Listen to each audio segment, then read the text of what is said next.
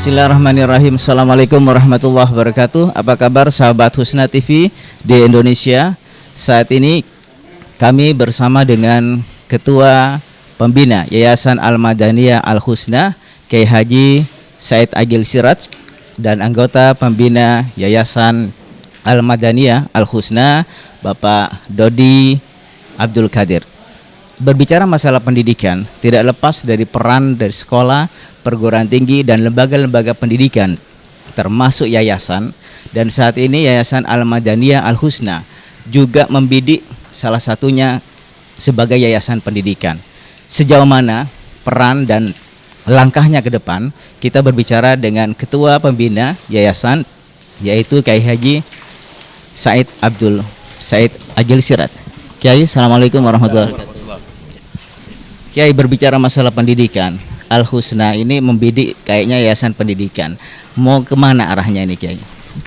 Bismillahirrahmanirrahim. Pertama, saya baru kali ini berkunjung ke Masjid Al-Husna yang sangat luar biasa ini. Mungkin barangkali masjid kedua setelah Istiqlal. Mudah-mudahan penuh barokah.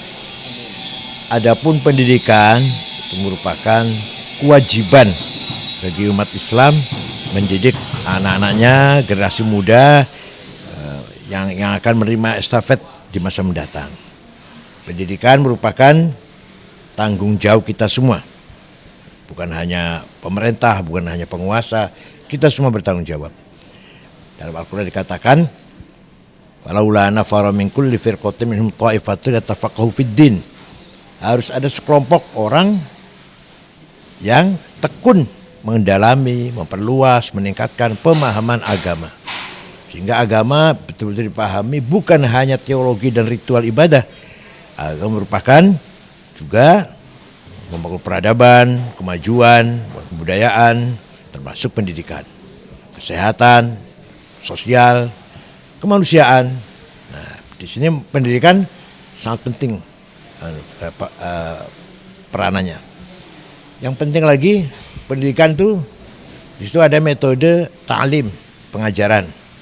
Tapi pengajaran tidak akan sempurna kalau tidak ada metode tadris, mengimplementasikan ajarannya itu, mengamalkan ajaran itu. Pertama, dari sejak kecil ditanamkan harus mengamalkan ilmunya, sehingga ilmunya bermanfaat. Banyak sekali orang pinter tapi ilmunya nggak diamalkan. Buktinya yang melanggar hukum banyak orang pinter. Itu jelas ilmunya tidak manfaat namanya.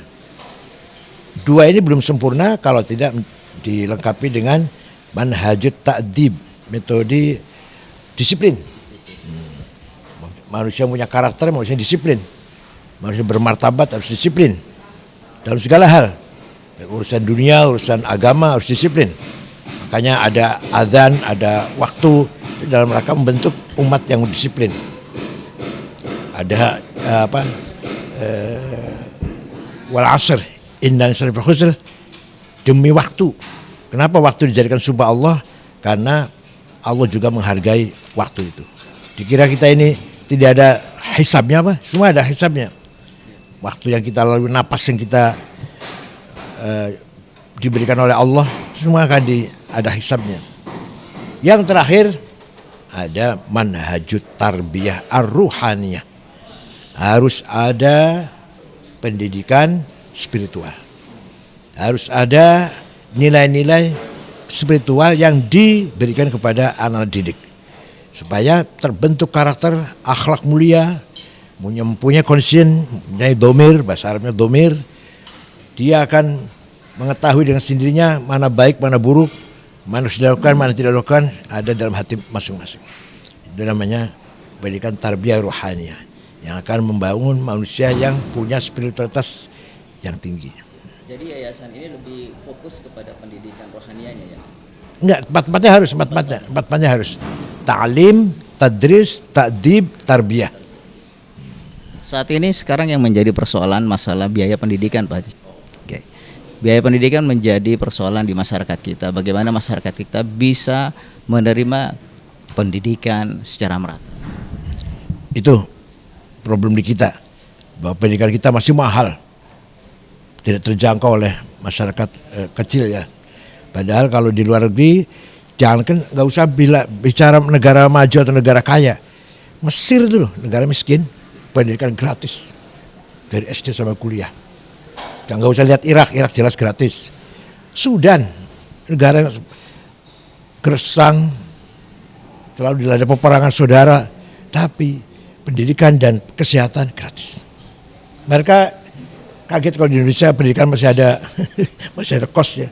Mereka kaget. Mahal lagi. Tahun ini mau rencana ada kenaikan UKT gitu. Iya, saya protes ditarik atau dibatalkan. Terima kasih.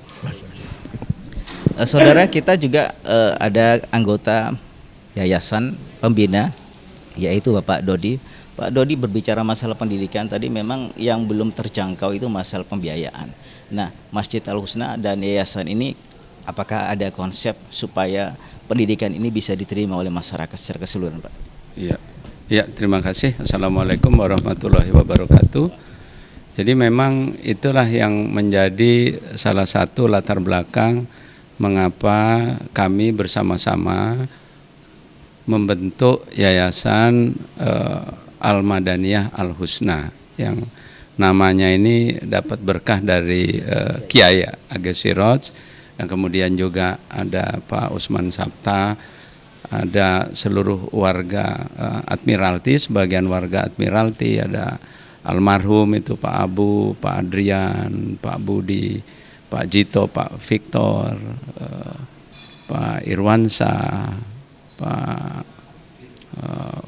Pak Sudirman, ya, Pak Beni, ya, masih banyak lagi yang saya tidak bisa sebutkan namanya satu persatu.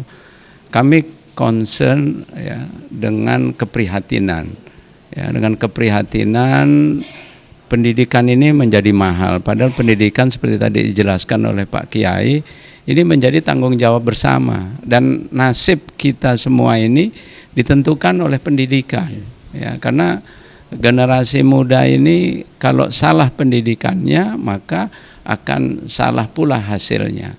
Seperti tadi Pak Kiai bilang, saat ini justru banyak orang-orang pintar itulah yang melakukan pelanggaran hukum. Nah, itu karena konsep pendidikannya kurang tepat, ada hal yang perlu diperbaiki.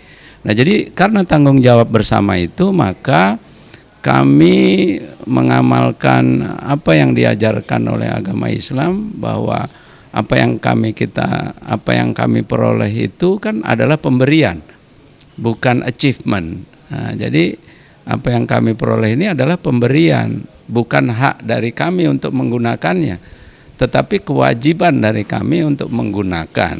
Nah, sebagian kalau dikatakan di Al-Baqarah itu adalah sebagian digunakan, dizakatkan. Nah, oleh karena itu kami bersama-sama bertekad ya menggunakan sebagian daripada apa yang kita miliki untuk kita salurkan di dalam membentuk pendidikan ini, sehingga apa yang ada di Yayasan Al-Husna ini semuanya gratis. Jadi nanti kita oleh masyarakat secara luas, ya, kita tidak memungut biaya, ya, tidak memungut biaya, bahkan yang belajar di sini nanti akan diberikan biaya tambahan. Jadi pertama kami mencetak Al-Quran untuk kita bagikan, ya, kemudian kita akan mendidik hafiz-hafiz Quran, dan kemudian kita akan mendidik juga santri-santri kecil yang sekarang ada di daerah-daerah. Nah, nanti dari santri-santri terpilih itu kita akan kirim sekolah ke Ummul Qura, ke Universitas Madinah, Al-Azhar. Itu semua kita yang membiayai. Ya, kita semua yang biayai. Nah, itu tekad kami. Ya, bahkan di dalam menyelesaikan permasalahan di sekitar masjid. Jadi masjid ini kan harus membantu bagaimana mengurangi kemiskinan, ya, kebutuhan-kebutuhan pokok apa yang kita bisa selesaikan. Nah, jadi kita akan menyediakan air siap minum yang sehat, ya, untuk bisa digunakan, ya. Kemudian juga kita akan membuat, ya, insya Allah, ya, kita menggagas membuat makanan sehingga mereka paling tidak bisa mengurangi belanja konsumsinya. Nah, dua hal ini kan akan mempengaruhi bagaimana cara kerja otak manusia. Otak manusia nggak akan bekerja kalau dia dalam keadaan sulit. Nah, jadi itu kita penuhi. Bahan pengajarannya nanti Pak Kiai, Pak Ustadz Arifin akan menyusun, ya, program-program. Jadi di program Al-Husna ini penuh dengan pengajaran. Jadi mulai dari pengajaran bagaimana ilmu-ilmu mengenai fikih, tauhid, ya, dan akidah, dan serta prakteknya.